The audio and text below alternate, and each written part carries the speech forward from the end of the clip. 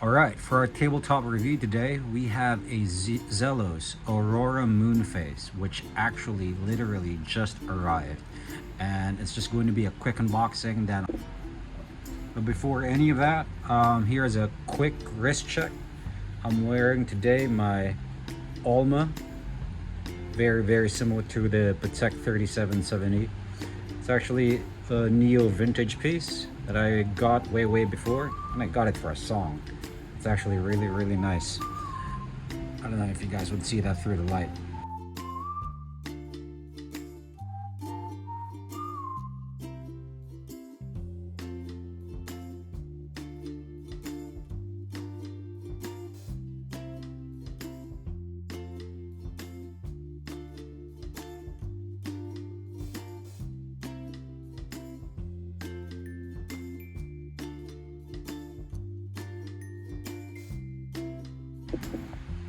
Alright, so first of all, the packaging of Zelos watches is just outstanding. Zelos watches is the bomb. And I have to give them a shout out because I did a trade-in for my Wilhelm Talos White Skull, the full lume version. There's a video in my channel if you want to see it. So I traded that in exactly a year ago, and then it took me a while to get the watch that I want, and they were kind enough to, because the Zelos Aurora really sold out in a minute, especially the Aventurine one, which I have. So they were kind enough to make sure that I get one, and then finally it's with me. But their customer service is just out of this world. There are really good people there. Shout out to John, who handled me for the past year. And then, as you guys can see from the packaging alone, you know, they really put attention to detail for it. And next, my initial reaction as well is this is my first Zelos, and the packaging as well for Zelos is just like, wow. This aluminum box, I know Elshan discontinued this already, but it's a good thing that I was still able to get it, even from the card to the cushioning here. It's all well made, well done, Elshan, with the boxing. Now for the watch, I haven't sized it yet, but I'm gonna size it very soon. As you guys would see, I got the Aventurine one, and even at night you would see that sparkle already. And initial thoughts, it's very light because it's titanium. It's a bit thick, but I think, you know, it offsets with the lightness. Of course, I wish it would be a bit thinner. I'm not sure, but I heard from the spec sheet this looks like a 12.5. I don't know if it actually feels like a 12.5. Maybe it's because of the case, but you know, it's all about the dial, and that, of course, that moon there. Well, might as well try to do it. So unscrewing the crown, pops up, nice. Wind it a bit, nice winding. Then I'm going to go for the second position.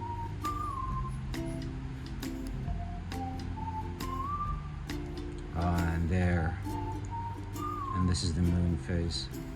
So right now it's just a bit of stars. So this is a true moon phase. And how the camera picks this up. And there you are. It's a hyper realistic,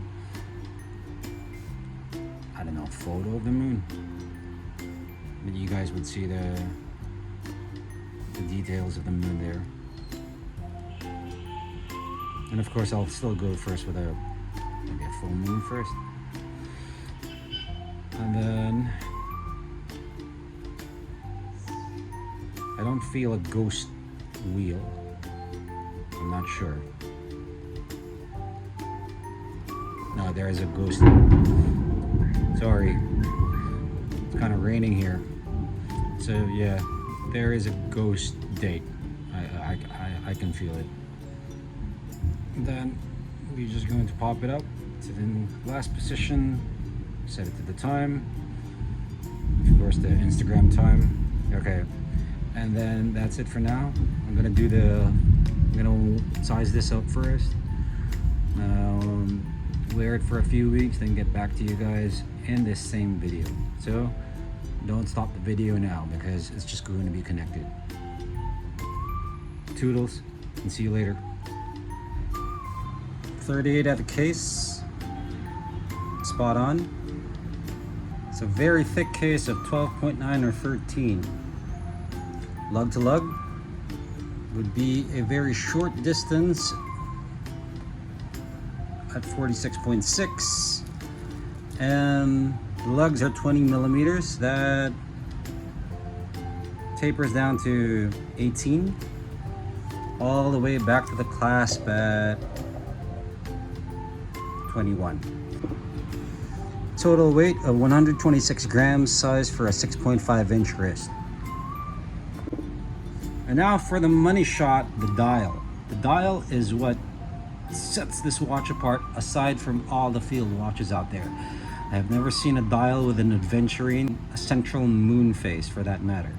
So the 12, 3, 6, and 9 are applied and lume filled with C3 because it glows green, lume shot later.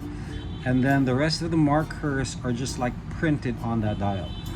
The numerals, the 5, 10, 15, so on and so 5, 10, 20, so on and so forth, are just like applied and lume filled as well. Now, the detail on this dial is really superb. So as you guys would see, there is this very nice aventurine, then there's a gray chapter ring on top of it, and on the 6 o'clock you guys would see that there would be a cutout, and that cutout would be for that moon phase.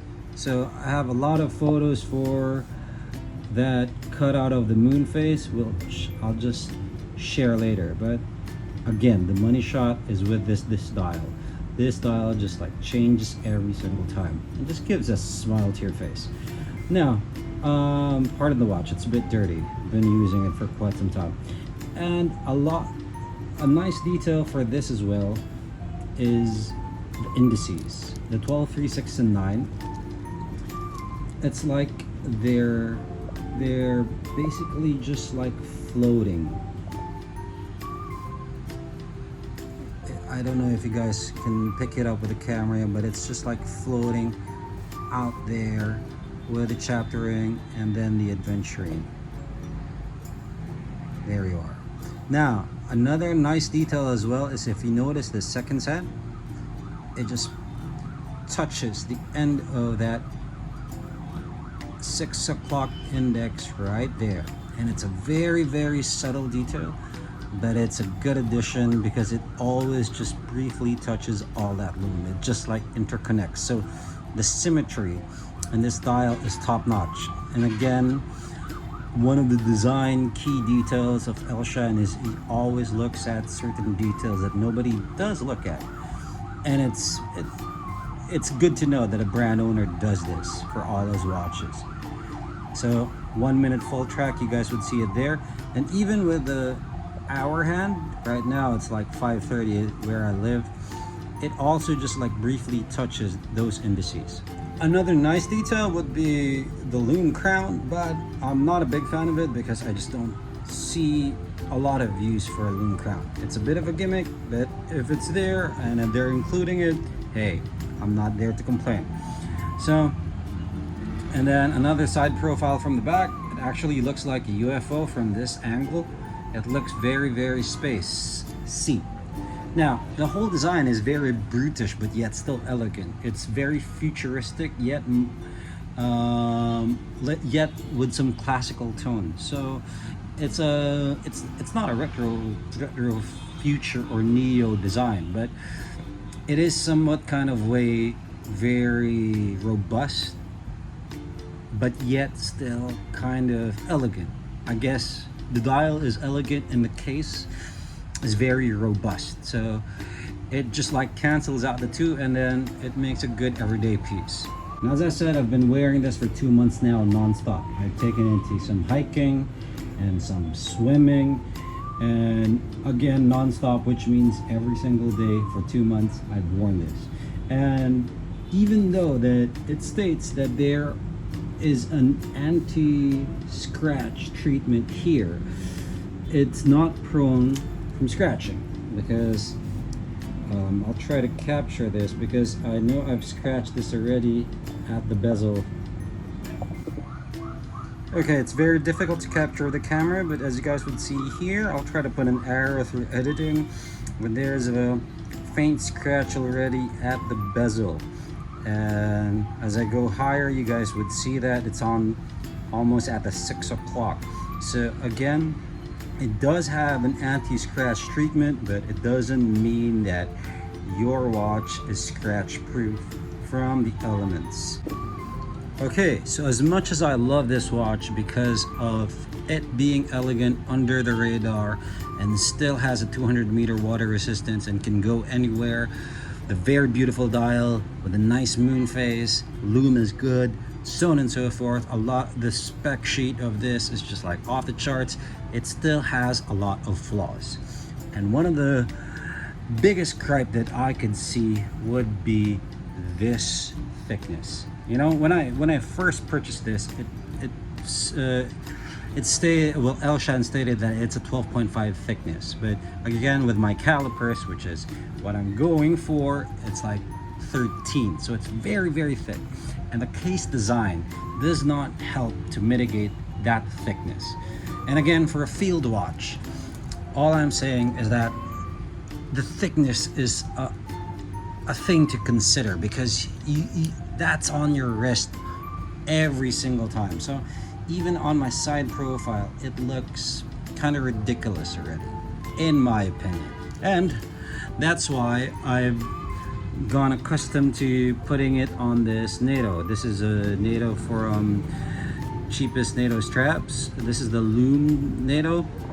I'll insert a lume shot for this as well, and it just brings down the weight and overall feel when with the whole watch. And in spite of it being titanium, it's still a thicker boy because I guess of the movement, and the bracelet doesn't taper.